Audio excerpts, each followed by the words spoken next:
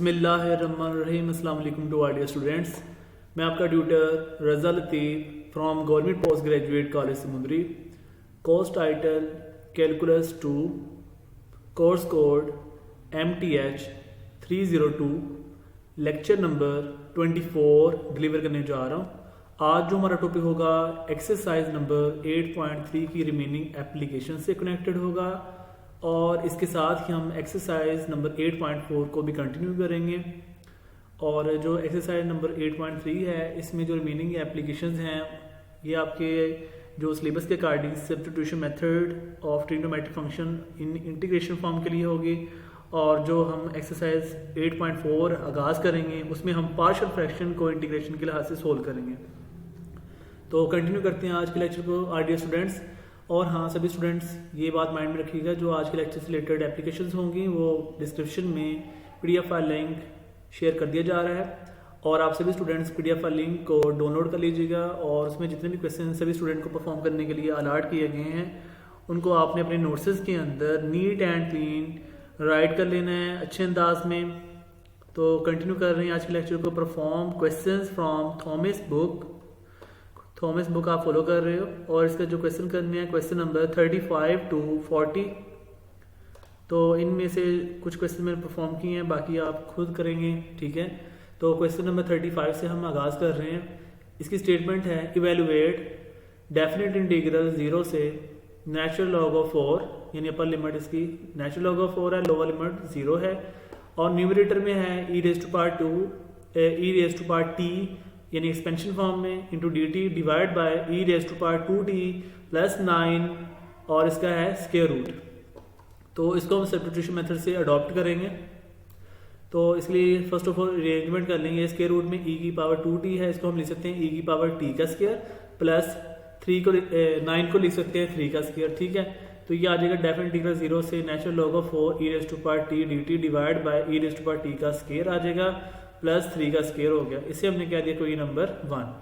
उसके बाद हमने सब्स्टिट्यूट करना है। ये जो स्क्वायर में आ रहा है e की पावर t जो एक्सपेंशन है इसका डेरिवेटिव बटे के ऊपर देखें बन रहा है, ठीक है। इसको हम सब्स्टिट्यूट करेंगे और ये स्क्वायर रूट में ये पोर्शन आ रहा है, हमने ये स्क्वायर रूट को वैनिश करना है, फिनिश करना है। इसके लिए हमने e की पावर t को इस तरह सपोज करना है कि आपके पास ये फिनिश हो जाए।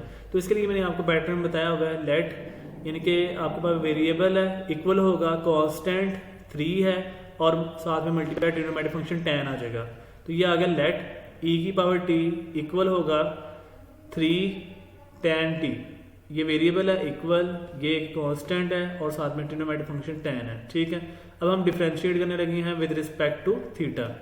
तो e की पावर t को डिफरेंशिएट थीटा के से करेंगे तो e की पावर t dt आ गया इक्वल 3 tan का डेरिवेटिव सीकेंड स्क्वायर थीटा हो जाएगा और साथ में d थीटा। अब हम देखेंगे e की पावर t dt की जगह आपने ये सब्स्टिट्यूट कर देना है, ठीक है, जो क्वेश्चन होगा। और फिर जब आपके पास e की पावर t होगा, ये देखें स्क्वायर के अंदर इसकी जगह हम 3 tan थीटा पुट कर देंगे। अब हम लिमिट्स की बात कर लेते हैं। तो at t is equal to 0 lower limit then theta क्या होगा, देखें ज़रा। जब आप यहाँ पर t की कीमत 0 रखेंगे तो e की पावर 0 आपके पास 1 आएगा, तो 3 को इधर डिवाइड कर देंगे 1/3 और tan दूसरी साइड पे जाकर इनवर्स हो जाएगा। So theta will be tan inverse 1/3 at t is equal to natural log of 4।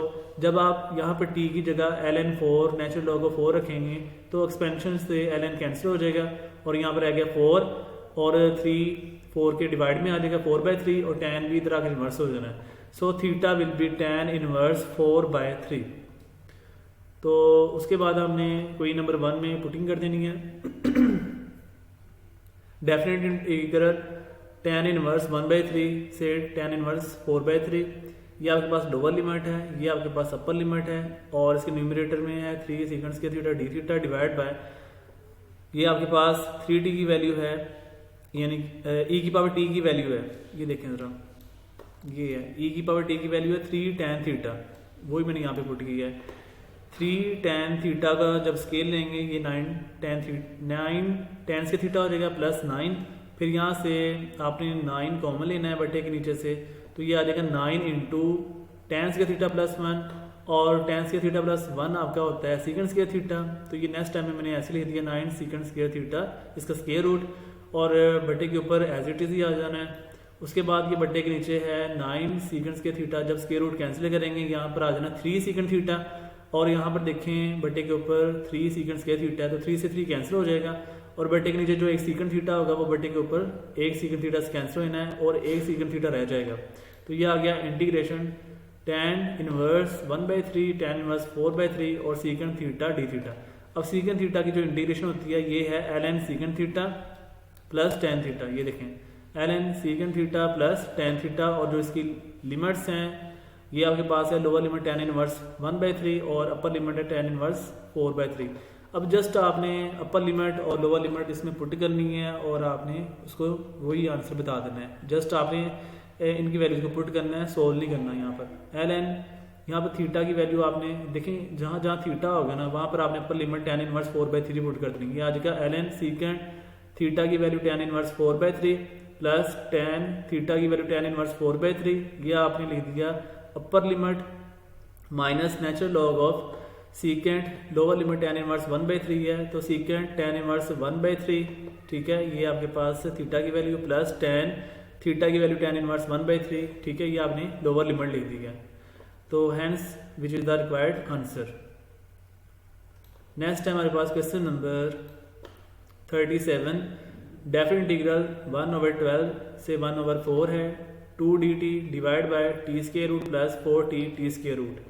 अब यहाँ से हमने बटे के नीचे से देखें टी स्क्वायर रूट कॉमन आ रहा है, तो टी स्क्वायर रूट जब कॉमन लिया तो ब्रैकेट के इन साइड आ जाएगा 1 प्लस 4t और बटे के ऊपर है 2 dt, ठीक है। बाकी जो डेफिनेट इंटीग्रल वो एज इट इज ही है। उसके बाद हमने ऐसे करना है कि ये जो ब्रैकेट वाला पोर्शन है इसको हम स्क्वायर में लिखना चाहते हैं, तो 1 को लिख सकते हैं 1 का स्क्वायर, और ये जो 4t आ रहा है इसको हम लिख सकते हैं 2t स्क्वायर रूट का स्क्वायर। देखें 2 का स्क्वायर अगेन आपके पास 4 बन जाएगा, और ये t के ऊपर स्क्वायर रूट लिया और साथ में स्क्वायर ले लिया तो स्क्वायर से स्क्वायर रूट कैंसिल हो जाएगा, तो ओनली ऑन फिर t आ जाता है, ठीक है। ये हमने इसलिए इस तरह की शेप दी है ताकि ये पैटर्न बन जाए, ठीक है। उसके बाद डेफिनेट इंटीग्रल 1/12 से 1/4 2 dt आपका देखें 2 dt आपका एज इट इज है, और बटे के नीचे आपका ये जो है ना स्क्वायर वाला पोर्शन वो हमने लिख दिया पहले 1 का square plus 2t square root का स्क्वायर, ये आप देख सकते हो। और ये जो था ना टी स्क्वायर रूट है इसको मैंने साइड पे कर दिया है, तो 1/t square root into dt। उसके बाद हमने ये इतने रिजल्ट को इक्वेशन नंबर 1 का नेम असाइन कर दिया है, ये इक्वेशन नंबर 1 है। उसके बाद हमने लेट करना है ये जो स्क्वायर रूट के स्क्वायर के अंदर ये पोर्शन आ रहा है ना 2t स्क्वायर रूट, इसको हमने लेट करना है कि ये आपके पास u के इक्वल है, ठीक है। कोई भी आप कर सकते हो, let u is equal to T square root. अब डिफ्रेंशिएट करेंगे विद रिस्पेक्ट टू t के लिहाज से, तो du यानी u को t के लिहाज से करेंगे du equal to T square root का डेरिवेटिव 1/2 t की पावर -1/2 यानी पावर शुरू में पावर से कम, जिसकी पावर कम करें आगे उसका डेरिवेटिव, तो ये 1/2 t की पावर -1/2 हो गया और इंटू dt। उसके बाद यहाँ से हमने ये देखें t से ये टू से ये 2 कैंसिल हो जाएगा, और t की पावर -1/2 को बटे में ले आओगे तो पॉजिटिव होना है, तो 1/t का स्क्वायर रूट होना है इंटू dt। अब हम देखें ये आपके पास रिजल्ट देखे बन गया 1/t स्क्वायर रूट dt, इसकी जगह हमने अब पुट कर देना है du, और 2/1 का square plus 2t square root की जगह u आ जाएगा और यहाँ पर स्क्वायर एज इट इज। तो ये देखें आगे एक ही है, ये कुछ पुटिंग भी करनी थी हमने। At t is equal to 1/12, ये लोअर लिमिट है, इसको आप यहाँ पर चेक करके देखें 1/12 जब आप यहाँ पे रखेंगे t की जगह तो ये आ जाएगा 2, जब आपने t की वैल्यू यहाँ पे रखनी है तो ये आपके पास सोल्व होकर आ जाएगा 1/3 स्क्वायर रूट। ईजिली आप परफॉर्म कर सकते हैं, इट्स नो इशू। u की वैल्यू आ गई। उसके बाद जब आप t की वैल्यू अपर लिमिट 1/4 रखोगे, यहाँ पर 1/4 रखना है t की वैल्यू, तो आपको u की वैल्यू 1 आ जाएगी, ये देखें, ठीक है। ये इजीली परफॉर्म कर सकते हो। Therefore equation number 1 implies that, equation number 1 में आपने आ जाना है। इक्वेशन नंबर 1 में lower limit 1/3 square root, upper limit 1, तो 2 du डिवाइड बाय 1 का स्क्वायर प्लस u का स्क्वायर। उसके बाद 2 कांस्टेंट है ये वाला, इसको हम इंटीग्रेशन से बाहर ले आएंगे, तो 2 definite integral 1/3 square root 1/1 plus u का स्क्वायर इंटू du। उसके बाद ये आपके पास इंटीग्रेशन होती है 1/1 प्लस u स्क्वायर, इसकी जो इंटीग्रेशन है ये आपके पास है tan इनवर्स u, और जो इसकी लिमिट्स हैं lower limit 1/3 square root, upper limit 1 है। अब आपने इसमें पुटिंग करनी है, तो 2 इंटू tan इनवर्स u की जगह जब आप अपर लिमिट 1 पुट करेंगे ये आएगा tan inverse 1 minus lower limit जब आप u की जगह lower limit 1/3 square root put करेंगे, ये आ जाएगा tan इनवर्स 1/3 स्क्वायर रूट। अब आपने इसको कैलकुलेट करना है, तो 2 ब्रैकेट स्टार्ट tan इनवर्स 1 आपका होता है π/4 और tan इनवर्स 1/3 स्क्वायर रूट आपका इक्वल होता है π/6, ठीक है, यानी कि 30 डिग्री के लिहाज से, और ये 45 डिग्री है। तो अब 2 को आपने ब्रैकेट की फर्स्ट और सेकंड टर्म के साथ मल्टीप्लाई कर देना है, ये आ गया π/2 माइनस π/3, फिर आपने एलसीएम लेना है, 3 × 2 6 हो जाएगा, फिर 3 को पाई से मल्टीप्लाई किया 3 पाई, और माइनस इस 2 को इस पाई से मल्टीप्लाई किया तो 2 पाई, तो 3 पाई माइनस पाई पाई हो जाएगा divide by 6, hence which is the required answer. Next question हमारे पास question number 39, integration d x over x into x square minus 1 का स्क्वायर रूट है, इसे हमने कोई नंबर 1 कह दिया है। अब हम यहाँ पर ना लेट कर लेते हैं, ये एक्चुअली आपके पास डायरेक्टली फार्मूला भी बनता है, इसको हम सीकेंड इनवर्स भी कहते हैं, कि जो कंप्लीट रिजल्ट है सीकेंड इनवर्स एक्स, लेकिन हम इसको सोल्व करेंगे फिर हमें बाकायदा इसका आइडिया हो जाएगा, ये सीकेंड इनवर्स एक्स का ही फॉर्मूला है। लेट कर लिया x is equal secant theta, ये जो ब्रैकेट स्क्वायर रूट के अंदर ये पोर्शन आ रहा है, इसमें x को इस अंदाज में लेट करना है ताकि ये स्क्वायर रूट वैनिश हो जाए। तो let x is equal to secant theta, differentiate with respect to theta किया, तो D X is equal to secant theta tan theta into D theta, यानी सीकेंड थीटा का जो डेरिवेटिव है वो ये होता है सीकेंड थीटा टेन थीटा। उसके बाद हमने कोई नंबर 1 में पुटिंग कर देनी है, तो इंटीग्रेशन ये आपके पास डी एक्स की वैल्यू है सीकेंड theta tan theta D theta over x की वैल्यू सीकेंड थीटा और स्क्वायर रूट में यहाँ पर एक्स स्क्वायर था तो सीकेंड स्क्वायर थीटा -1, अब secant square theta -1 ten square theta होता है, फिर स्क्वायर से स्क्वायर रूट कैंसिल होना, टेन थीटा रह गया, और साथ में सीकेंड थीटा, ये देखें सीकेंड थीटा और टेन थीटा, और बटे के ऊपर एज इट इज़ है। अब बटे के ऊपर भी न्यूमरेटर में भी सीकेंड थीटा टेन थीटा है, और बटे के नीचे डिनोमिनेटर में भी सीकेंड थीटा टेन थीटा, कैंसिल हो गया, तो ओनली ऑन क्या रह जाएगा डी थीटा। अब यहाँ पर क्या है इंटीग्रेशन डी थीटा, डेरिवेटिव से इंटीग्रेशन कैंसिल हो जाएगी, तो यहाँ पर सिंपली सिर्फ रह जाएगा थीटा, थीटा प्लस कांस्टेंट सी। अब थीटा की वैल्यू हम यहाँ से फाइंड कर सकते हैं, ये देखें थीटा की वैल्यू यहाँ से फाइंड करनी हो तो सीकेंड इधर मल्टीप्लाई हो रहा है, दूसरी साइड पे जाके इन्वर्स हो जाएगा, तो theta is equal to secant inverse X. तो ये आपके पास रिजल्ट आ गया secant inverse X plus constant of integration C, hence which is the required answer. ये हमारा एक्सरसाइज जो है 8.3 जो यहाँ तक कंप्लीट वाइंड अप हो गई है, जो आपके कोर्स आउटलाइन में शामिल थी, और जो यहाँ तक स्किप क्वेश्चन है वो डिस्क्रिप्शन में पड़े हुए हैं, वो आप सभी स्टूडेंट ने PDF फाइल लिंक को डाउनलोड कर लेना है, और उसमें जो क्वेश्चंस आप सभी स्टूडेंट को करने के लिए दिए हैं आपने उनको अपने नोट्स में लिख लेना है। नेक्स्ट हमारे पास है एक्सरसाइज नंबर 8.4। अब एक्सरसाइज नंबर जो 8.4 है इसमें हमने जो वर्क करना है ये पार्शियल फ्रैक्शन।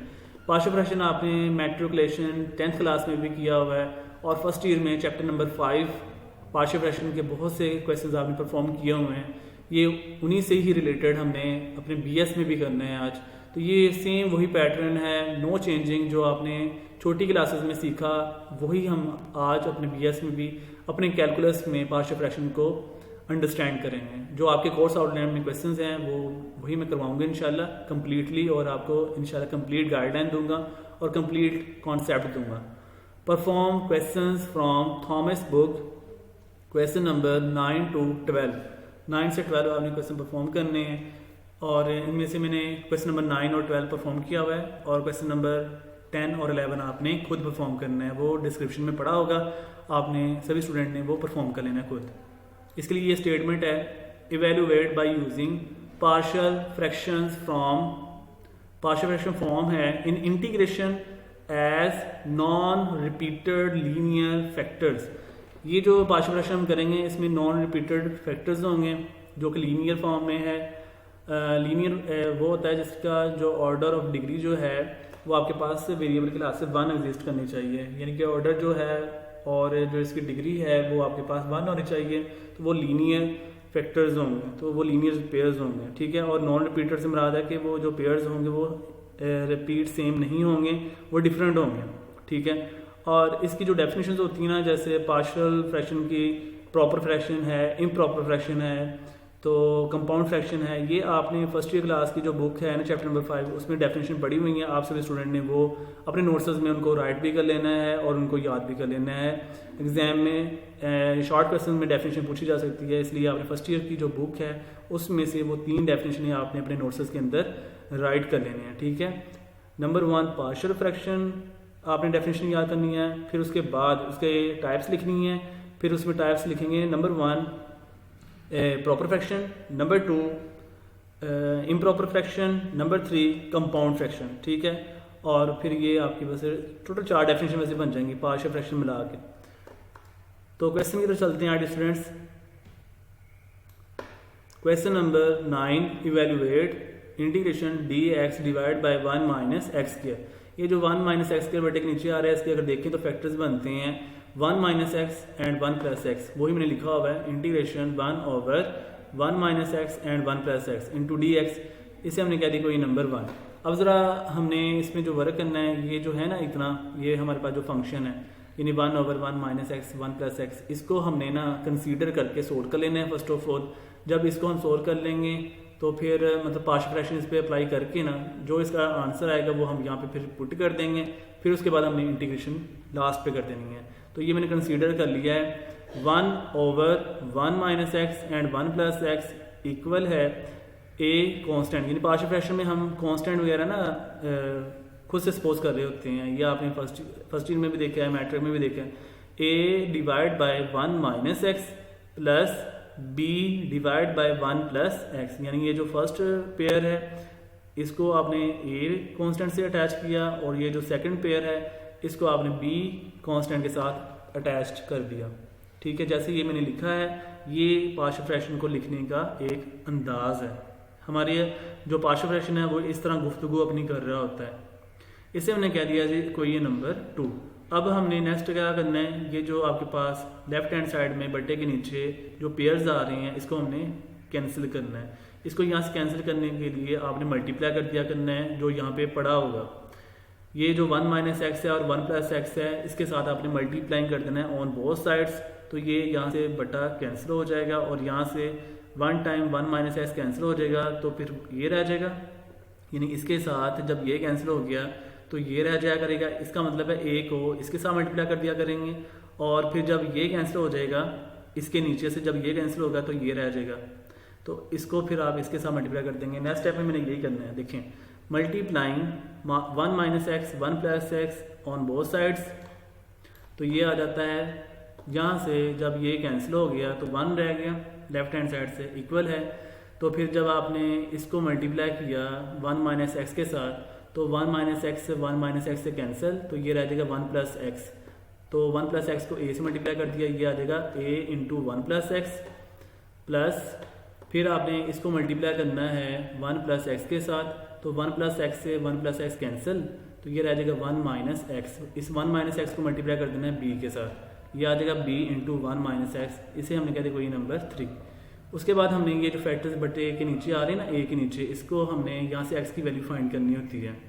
तो यहाँ हम लिखेंगे, यानी कि पहले आपने इसको पुट करना है, फिर यहाँ से एक्स की वैल्यू हम पुट करके, यानी कि जहाँ से जो आपका ए बनेगा या बी बनेगा जो भी आपका है, तो फिर उसके बाद आपने इसको पुट करना होता है 1 प्लस एक्स को, ठीक है। यानी कि ये हम ऐसे बात कर रहे होते हैं फैक्टर्स की।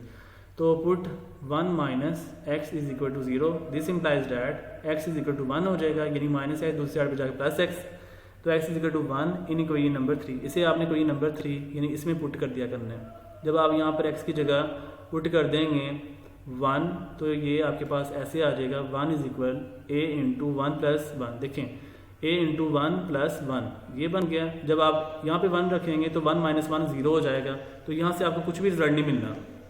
इसका मतलब है कि 1 इज इक्वल टू आया a इंटू 1 प्लस 1 2a, तो a के साथ 2 मल्टीप्लाई हो रहा है, दूसरी साइड पे जाकर डिवाइड हो जाएगा, सो a विल बी 1/2। तो ये आपने ऐसे बॉक्स ड्रॉ कर दिया करना है। जब आपने कोई भी कांस्टेंट को फाइंड कर लिया, यानी कांस्टेंट a है, b है, c है, जितने भी कांस्टेंट हो जो आपने फाइंड कर लिया करना है, ऐसे उसके ऊपर बॉक्स को ड्रॉ कर दिया करना है। इसका ये मीनिंग होता है कि आपने कोई भी वैल्यू को फाइंड कर लिया है जो कि आगे यूज होगी।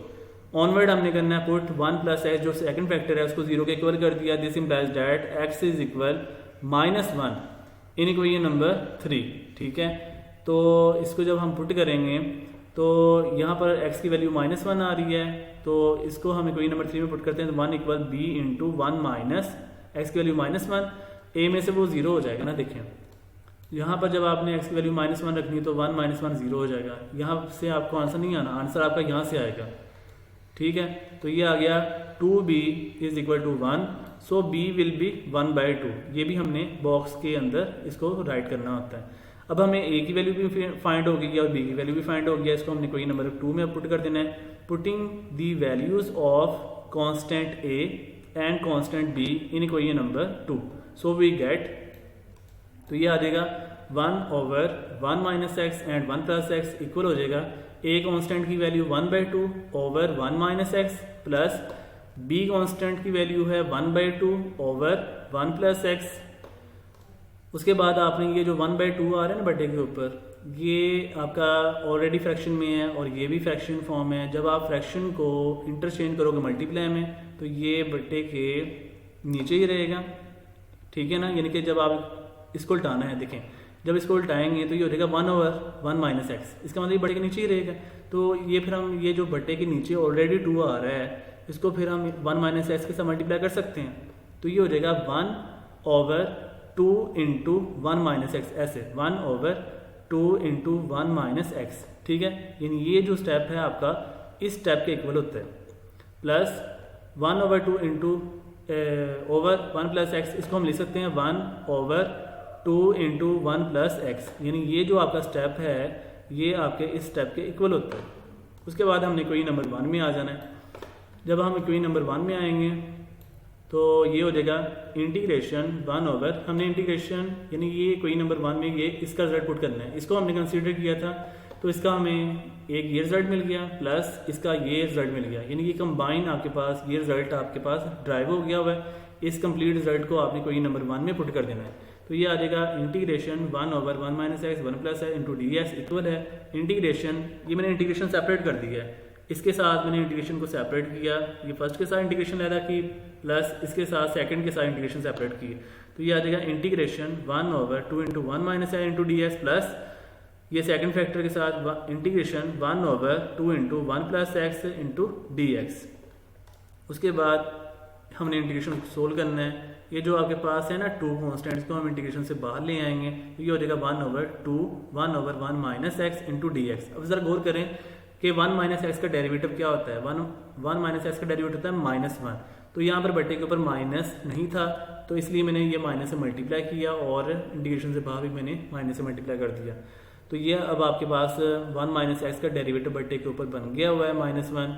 तो जब आपको आइडिया है कि बटे के नीचे अगर किसी भी वेरिएबल का डेरिवेटिव बटे के ऊपर पड़ा हो, यानी कि डिनोमिनेटर का डेरिवेटिव बटे के ऊपर न्यूमरेटर में पड़ा हो तो आप उसको ln में लिख सकते हो जो डिनोमिनेटर में रिजल्ट होता है। तो ऐसे ही यहाँ से जो 2 है इसको हम इंटीग्रेशन से बाहर ले आएंगे 1/2 integration 1/1 plus x into D x, ठीक है। तो यहाँ पर जो है ना 1 प्लस एक्स इसका डेरिवेटिव जो है ये है 1, ठीक है। तो 1 प्लस एक्स का डेरिवेटिव बटे के ऊपर पड़ा है इसलिए हम इसको भी ln में लिख सकते हैं। तो ये आ जाएगा -1/2, 1 माइनस एक्स का डेरिवेटिव ऊपर पड़ा हुआ है तो ये आ जाएगा ln मॉडुलस 1 माइनस एक्स। यहाँ पर आप ब्रैकेट भी लगा सकते हो, ये कोई इशू नहीं है। प्लस 1/2 1 प्लस एक्स का डेरिवेटिव बटे के ऊपर पड़ा हुआ है 1, इसलिए हम लिख सकते हैं ln modulus 1 plus x modulus close plus constant integration c। यहाँ पर भी आप ब्रैकेट वगैरह लगा सकते हो। तो ये इसका हमारा पार्शियल फ्रैक्शन का आंसर है। बहुत इजी मेथड है जो आपने प्रीवियस छोटी क्लास में किया, उसी मेथड को मैंने अडॉप्ट किया, आगे मैंने इंटीग्रेशन अप्लाई की और हमने इजीली परफॉर्म कर लिया। और ये जो हम इंटीग्रेशन का काम कर रहे हैं पार्शियल फ्रैक्शन में, ये आपने सेकेंडरी क्लास में एक्सरसाइज नंबर 3.5 इंटीग्रेशन में भी किया हुआ है ऑलरेडी। तो अगेन हम यहाँ पे परफॉर्म कर रहे हैं अपने BS के अंदर। तो नेक्स्ट हमारे पास है क्वेश्चन नंबर है 12। इसके लिए है integration 2x + 1 over x² - 7x + 12 into D x. अब हम यहाँ पर ना ये जो बटे के नीचे है x² - 7x + 12, इसके तो फैक्टर नहीं यहाँ पे पड़े हुए, लेकिन हम इसके फैक्टराइजेशन कर सकते हैं और फैक्टराइजेशन करके हम इसके पेयर्स जो हैं वो बना लेंगे। वो मैंने साइड पे किया भी हुआ है by using factorisation method. x² - 7x + 12 इसके फैक्टर बनते हैं x² - 4x - 3x + 12। तो x इंटू यहाँ से जब आप x कॉमन लोगे यानी फर्स्ट 2 टर्म में से तो ये आ जाएगा x इंटू एक्स - 4। फिर ये लास्ट रिमेनिंग जो हैं आपके पास लास्ट 2 टर्म्स उसमें से आपने -3 कॉमन लिया तो -3 इंटू एक्स माइनस 4 आ जाएगा। अब आप देख सकते हो ब्रैकेट सेम हो चुकी है, एक्स माइनस 4, तो हमने फिर कॉमन पार्ट लेना है एक्स माइनस 4 और ब्रैकेट के बाद अनकॉमन पार्ट एक्स माइनस 3 आ जाएगा। तो ये फर्स्ट आपका पेयर एक्स माइनस 4 और सेकेंड पेयर है आपका एक्स माइनस 3। अब हम यहाँ पे लिख देते हैं इंटीग्रेशन 2x प्लस 1, ये देखिए ना, ये है 2x plus 1 as it is है और बटे के नीचे x square minus 7x plus 12 के फैक्टर आ गए हैं x minus 4 x minus 3 into D x, इसे हमने कह दिया कोई नंबर 1। अब हमने ना इसे कंसीडर करना है, ये वाला, ये जो आपके पास फंक्शन बन गया होगा ना, इसको हम कंसीडर करने लगे हैं 2x plus 1 over x minus 4 x minus 3। देखें consider 2x plus 1 over x minus 4 x minus 3 equal है a over first factor x minus 4 plus b over x minus 3 second factor, इसे हमने कह दिया कोई नंबर 2। उसके बाद हमने ये जो बटे के नीचे एक्स माइनस 4 एक्स माइनस 3 है, इसे कैंसिल करना है। इसे कैंसिल करने के लिए आपको मल्टीप्लाई करना होगा both side, multiplying by x minus 4 x minus 3 on both sides. तो ये आ जाएगा 2x plus 1, left hand side से 2x प्लस 1 आ जाएगा। जब आप मल्टीप्लाई करोगे इसके साथ तो ये कैंसिल हो जाना है, तो 2x प्लस 1 इक्वल है, और राइट हैंड साइड से जब आपने मल्टीप्लाई किया तो x माइनस 4 से कैंसिल हो गया है, तो x माइनस 3 रह जाना है। तो a into x minus 3 plus x minus 3, इससे कैंसिल हो जाएगा, x माइनस 4 रह गया, तो ये आ जाएगा plus b into x minus 4, इसे हमने कह दिया कोई नंबर 3। उसके बाद हमने ये जो फैक्टर्स हैं इनको पुट करना है। ये जो आपके पास x माइनस 4 है इसको 0 के इक्वल कर लेना है। Put x minus 4 is equal to 0, this implies that x is equal to 4 हो जाएगा। देखिए ना -4 है, दूसरी साइड पे जाकर +4 हो गया, तो ये x इज इक्वल टू 4 आया है, इसको हमने क्वेश्चन नंबर 3 में पुट करना है। So we get 2 into x की value 4 plus 1 is equal a into x की वैल्यू 4 माइनस 3, b 0 हो जाएगा इसलिए नहीं लिखा हमने, तो a इंटू यहाँ से 1 आ जाएगा और यहाँ से 2 इंटू 4 8 प्लस 1 9 हो जाना है। ये देखें, तो a इज इक्वल टू आपको क्या आंसर मिल गया 9। फिर हमने सेकंड फैक्टर पुट करना है 0 के इक्वल, ये जो है ये फैक्टर है x minus 3, x minus 3 is equal to 0 करेंगे तो ये आ जाएगा put x minus 3 is equal to 0, तो x इज इक्वल टू 3 आना है in equation number 3। So we get 2 into x की value 3 plus 1 is equal b into 3 minus, ये x की वैल्यू 3 है माइनस 4, उसके बाद 3 टू 6 प्लस 1 तो ये 7 हो गया, और यहाँ से b इंटू 3 माइनस 4 माइनस 1 आ गया, सो b विल बी माइनस 7। तो a की वैल्यू भी आप बॉक्स में राइट कर देंगे और b की वैल्यू भी बॉक्स में राइट कर दें। फिर हमने इन वैल्यूज को पुट करना होता है, putting the values of a and b in equation number 2। तो ये आ जाएगा 2x plus 1 over x minus 4 into x minus 3 equal हो जाएगा 9 over x minus 4 plus minus 7 over x minus 3। ये a की वैल्यू 9 है और b की वैल्यू माइनस 7 है। फिर आपने कोई नंबर 1 में आ जाना है, देयरफॉर कोई नंबर 1 इम्प्लाइज दैट। तो ये जो आपके पास रिजल्ट आपने ये कंसीडर किया था, इसका जो आंसर आया है ये फर्स्ट मतलब रिलेशन है और ये सेकंड रिलेशन है। ये जो कंप्लीट कंबाइंड रिलेशन आया है इसको आपने पुट करना है कोई नंबर 1 में, तो ये आ जाएगा integration 2x plus 1 over x minus 4 x minus 3 into D X is equal integration में सेपरेट करने लगा हूँ डायरेक्टली, ये फर्स्ट के साथ इंटीग्रेशन सेपरेट की और ये सेकंड के साथ भी सेपरेट कर देनी है। Integration 9 over x minus 4 into D x minus integration 7 over x minus 3 into D x. फिर उसके बाद आपने इसको कैलकुलेट करना है, तो ये जो 9 कांस्टेंट आ रहा है इसको आप इंटीग्रेशन से बाहर ले आओगे, तो ये हो जाएगा 9 integration 1 over x minus 4 into D x, और माइनस ये जो 7 आ रहा है, 7 यहाँ पर एग्जिस्ट हो रहा है, इस 7 को हमने आउटसाइड लेके आना है, ठीक है। ये कांस्टेंट है ना, कांस्टेंट का यहाँ पे कोई भी रोल नहीं है, तो ये जो 7 है इसको जब आप इंटीग्रेशन से बाहर लेके आओगे ये आएगा -7 integration 1 over x minus 3 into D x. अब आप यहाँ पे गौर करें, यहाँ पर जो x माइनस 4 है बटे के नीचे, इसका डेरिवेटिव बटे के ऊपर न्यूमरेटर में 1 बन रहा है। x माइनस 4 का डेरिवेटिव 1 होता है, ये देखें यहाँ पर पड़ा हुआ है, इसलिए हम x माइनस 4 को ln में लिख देंगे। ये आगे 9 ln x माइनस 4 -7। अब यहाँ पर देखें x माइनस 3 का डेरिवेटिव बटे के ऊपर यहाँ पे 1 बन रहा है, क्रिएट हो रहा है, एग्जैक्टली शो अप है, तो x माइनस 3 का डेरिवेटिव 1 ही होता है, ठीक है। तो इसलिए हम x माइनस 3 को आप किस में ले सकते हैं, ln में, नेचुरल लॉग की फॉर्म में, ठीक है। ऑब्वियसली हम इसे नेचुरल लॉगरिथमिक फॉर्म में राइट कर सकते हैं। -7 natural logarithmic ln form into x minus 3 plus constant of integration c, hence which is the required answer as partial fraction as non-repeated form in integration, ठीक है। ये हमारा टास्क था, इसको हमने कम्प्लीटली वाइंड अप कर लिया। तो होपफुली आज के लेक्चर सभी स्टूडेंट ने अच्छे अंदाज में अंडरस्टैंड कर लिया होगा। अगर फिर भी किसी टाइम में कोई कन्फ्यूजन हो कैसे कर सकते हैं, इंशाल्लाह अच्छे अंदाज में गाइडलाइन दी जाएगी। तो ख्याल रखिएगा डियर स्टूडेंट्स, दुआ में याद रखना। अल्लाह हाफिज़ एंड स्टे ब्लेस्ड।